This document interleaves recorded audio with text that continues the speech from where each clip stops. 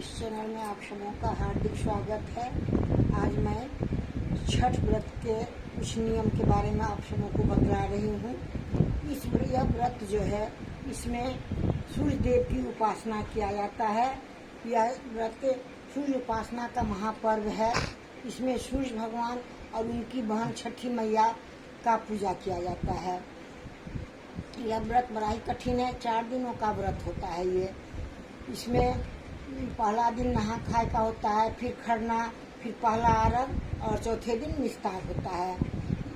यह व्रत जो है सो लोग जिसे पुत्र नहीं है वो पुत्र प्राप्ति के लिए व्रत करते हैं और सुख समृद्धि के लिए भी किया जाता है। छठ सूर्य भगवान की इतनी कृपा होती है व्रती पर कि व्रत करने से उनके जीवन के सारे अंधकार छट जाते हैं। रोग निवारण के लिए तो ये अचूक मंत्र है।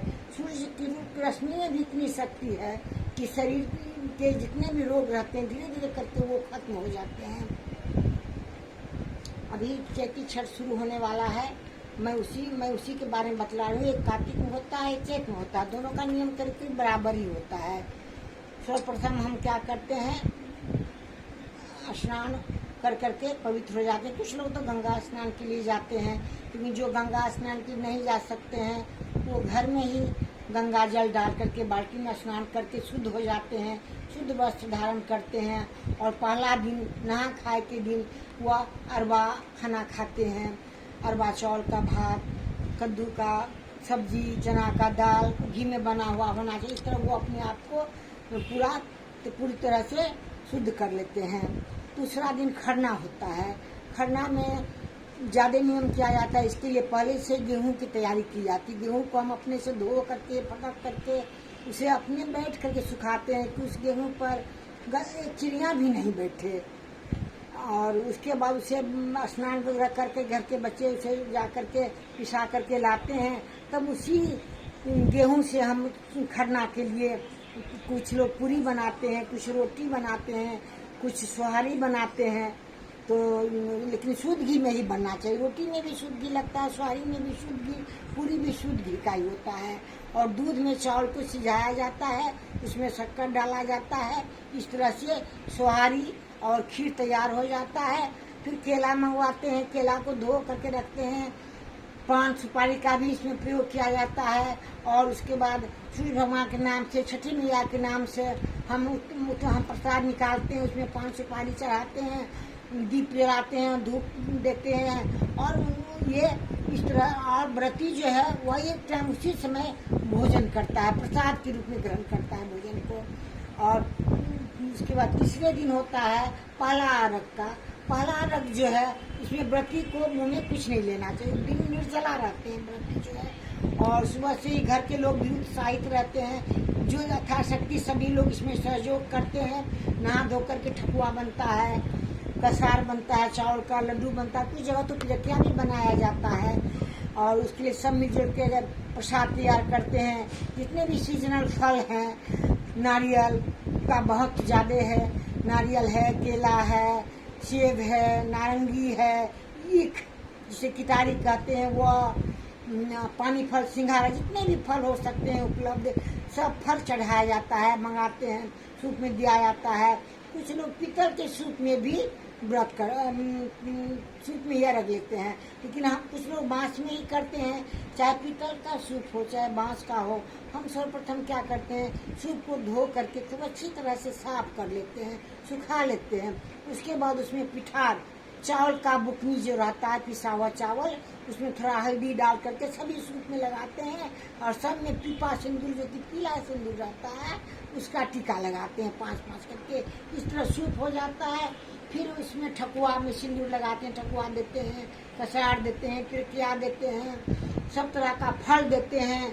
फल में भी नारियल है, टाभा है।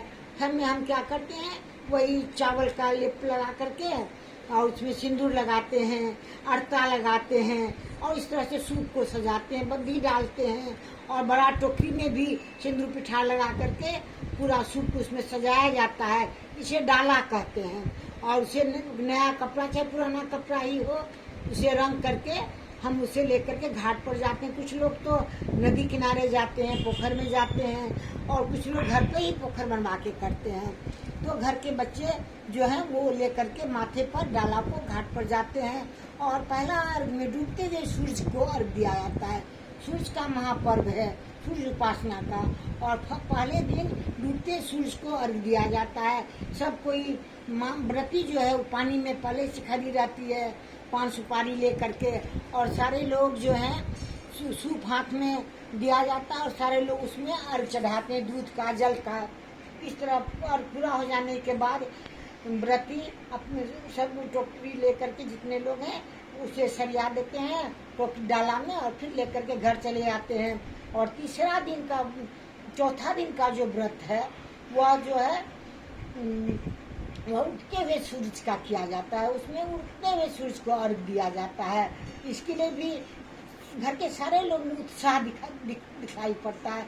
सब बच्चे तक सवेरे उठ करके स्नान कर लेते हैं, फिर से डाला को धोते हैं, उसमें सिंदूर लगाते हैं, पिठार लगाते हैं, सब फल ठकुआ वगैरह सब कुछ को हटा देते हैं, और फिर नए से उसमें बिछाते हैं। चढ़ा उसमें अर्घ चढ़ गया उसे फिर से अर्घ नहीं देते हैं, फल वगैरह हटा करके दूसरा फल में फिर सिंदूर पिठार लगा करके उसे सूप में रखते हैं। या तो अगर नहीं संभव है तो उसे ही धो करके चढ़ा देते हैं।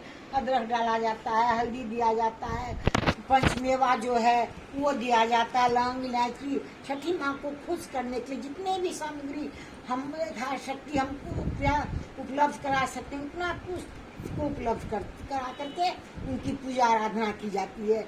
ये पर्व जो है इसमें गलती भूल से भी नहीं होनी चाहिए, क्योंकि इसमें गलती से भी गलती का माफी नहीं है। सूर्य भगवान की बहन छठी मैया जो है बड़ी ही दुलारी है, उन्हें गुस्सा जल्दी आ जाता है, और गलती करने पर हमें परिणाम भुगतना पड़ता है।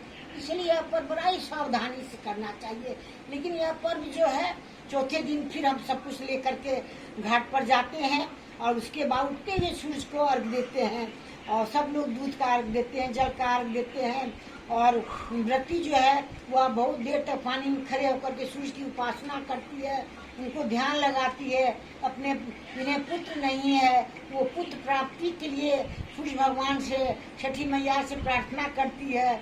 और जिसके पुत्र हैं वो संतान के बढ़ोतरी के लिए, उनके जीवन में सुख सुविधा समृद्धि के लिए भगवान से कामना करती है। और इस तरह से सूर्य भगवान सभी व्रती के मनोकामना पूरी करते हैं। उसके बाद व्रती पानी से निकल करके सबको सिंदूर लगाती है, प्रसाद वितरण करती है, और घाट पर ही बैठ करके वो शरबत ग्रहण करती है। और शरबत ग्रहण करके फिर घर जा करके ब्राह्मण के लिए कुछ दान दक्षिणा प्रसाद के रूप में निकाल करके फिर स्वयं प्रसाद लेती है, और उसके बाद भोजन ग्रहण करती है।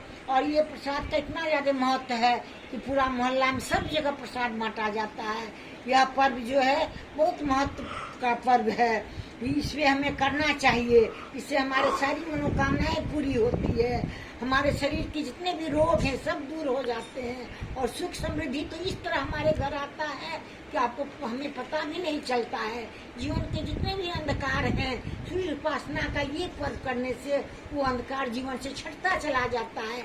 आपके जीवन में रोशनी ही रोशनी बढ़ जाता है। सूर्य भगवान पूरा प्रकाश से हमारे जीवन को, हम सबके जीवन को प्रकाशित कर देते हैं। इसलिए संभव हो तो कीजिए, लेकिन कठिन पर्व है, इसके लिए कठिन परिश्रम करना पड़ता है, बहुत ही सावधानी बरतनी पड़ती है सूर्य के उपासना के लिए। लेकिन बिहार में तो प्राय सभी जगह सब लोग करते हैं। आप भी कीजिए, मेरे चैनल को सब्सक्राइब कीजिएगा, शेयर कीजिएगा।